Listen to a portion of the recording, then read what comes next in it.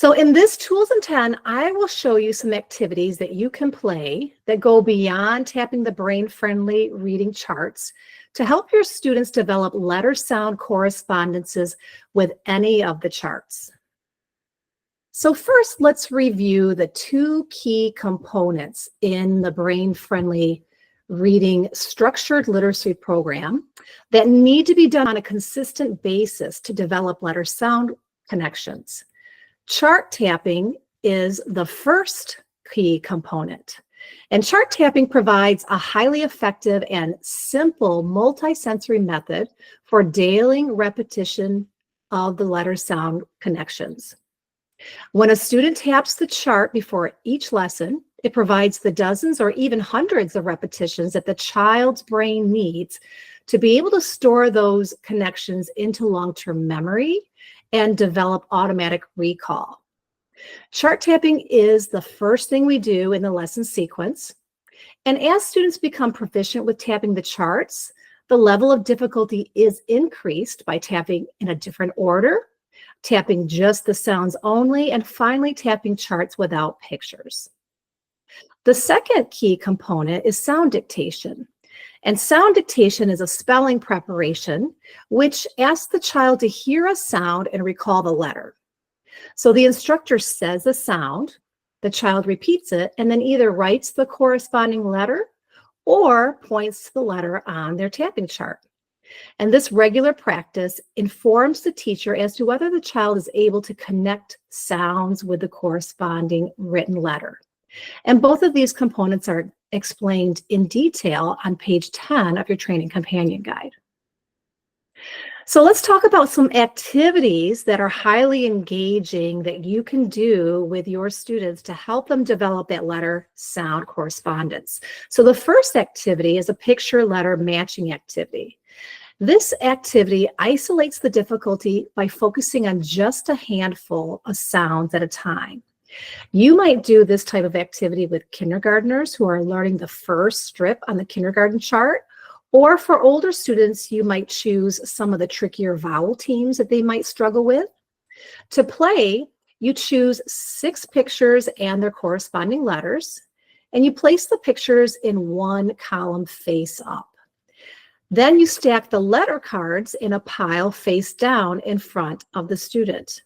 And the student will turn over one letter card and look at the sound or the letter, say the sound, and place the letter by the picture that it matches. And here's a demonstration of the activity using the first chart game cards. For the letter picture match, for younger students, the easiest way to do this activity is to pick your 6 pictures and 6 corresponding letters and place your pictures face up in one column and then place your letters face down in a pile in front of the student. And the student will turn over one card at a time, say the sound, and then they will go through and find the picture match. Sun. Duck. Fish. Map. And then they will pick another card, turn it over, and go through and find the match for that sound. Now, older students, you could have all the cards face up. You could mix them up or put them side by side, and then they have to go ahead and match the cards. So they could take one at a time and find the match. Take another one and find the match until they've matched up all of the sounds with their pictures. So memory is another game that students love to play, and students can play with a partner, or it can be played in a small group and students can take turns playing. So to play the traditional way, which is called face down memory, you choose anywhere from 5 to 8 pictures and their matching letters, and you place those cards face down on the table. Players take turns turning over 2 cards, saying the picture or the sound, to find a picture letter match. And if they find a match, they keep it. So here is a demonstration of the game using the Vowel Teams game card. Face down memory. Player 1 turns over 2 cards and says either the picture or the sound. Flower, that's a match. If it's a match, they keep it. Player 2's turn. They turn over 2 cards and say the picture or the sound. Saw, not a match. If it's not a match, they turn them both over and keep them in the same spot. Player 1's turn.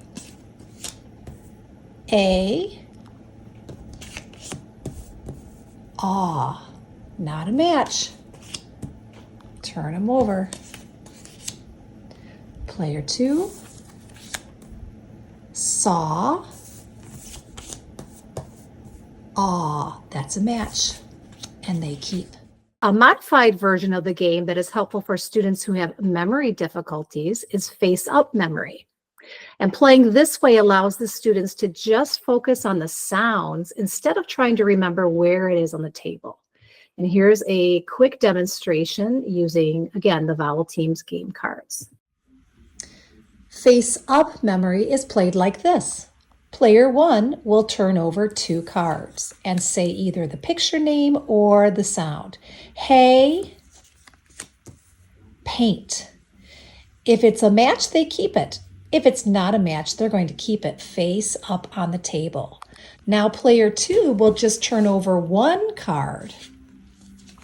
Say the sound or the picture, and then scan to see if there is a match. Paint, hay. Not a match, so they will leave the card face up. And then each player will take turns turning over 1 card, scanning to find a match. If there is not a match, they leave it face up. The next player will take their turn, turning over 1 card, flower, and then scanning to find a match. No. Yes, flower, When they find a match, they can keep the cards. And play continues, each person turning over 1 card at a time until all the cards are gone. Chartboard games can be made ahead of time to have readily available for play. A file folder will fit all of the chart squares in one game. Just cut apart any chart and arrange the squares in a game board pattern. You can use a spinner, a die, or just have pieces of paper with numbers on them that students turn over to determine how many spaces they have on the board. When they land on a square, they say the sound of the letters. You can add bridges or plus and minus spaces to make the game more interesting. Using Post-it notes for the bridges and plus or minus spaces allows the students to move them around so it's different every time they play. You can also use the game board templates to make a smaller game that focuses on specific sounds that need practice, such as the one pictured with short and long vowel sounds.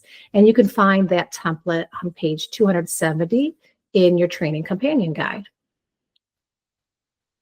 Another game that is fun and easy to play is Tic Tac Toe. We often play this game with words, but you can easily play it with the picture cards to develop letter-sound connections. Basic directions are found on page 262 in the Training Companion Guide. To play, you shuffle the picture cards and place 1 card face down in each square on the tic-tac-toe grid. Each player takes turns turning over a card and writing the corresponding letter in the space using a different color marker. 3 in a row horizontally, vertically, or diagonally wins. And you can play a new game by placing new cards on the grid again and play until all the cards are used. So here's a demonstration using the Vowel Teams game cards. To play tic-tac-toe, you place your picture cards face down on a tic-tac-toe grid, and each player is going to mark using a different color marker. Player one is going to decide where they want to make their play. They'll turn over their card, they'll look at the picture, book, and then they will write the corresponding letters that go with that picture. O, book, The next player will take their turn. They'll turn over a card, car, and then they will write the letters that correspond. A, R, car, R. And play continues. Hey, A, Y, hey, A. And the first person that gets 3 horizontally, vertically, or diagonally is the winner. Finally, I Have, Do You Have is a game that is great for practicing letter sound correspondences. It is similar to Go Fish. However, instead of asking for the match, students are going to ask for the related card.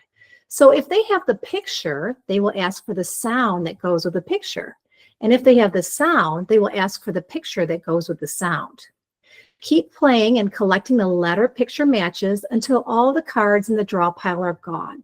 And you can find directions to this game on page 262 of the Training Companion Guide. So there you have 5 different highly engaging activities that you can incorporate into your lesson or school day to give your students the repetitions that they need to develop automaticity with letter sound correspondences. And if you've completed any of the training, you can find these chart picture letter game cards in the shared Mentor Me Trainee Google Drive. So those of you who are taking the training now, you'll get this Google Drive by the end of the training. And those of you who have already completed the training already have this Google Drive. And they are only $3 and you get 20 pages total.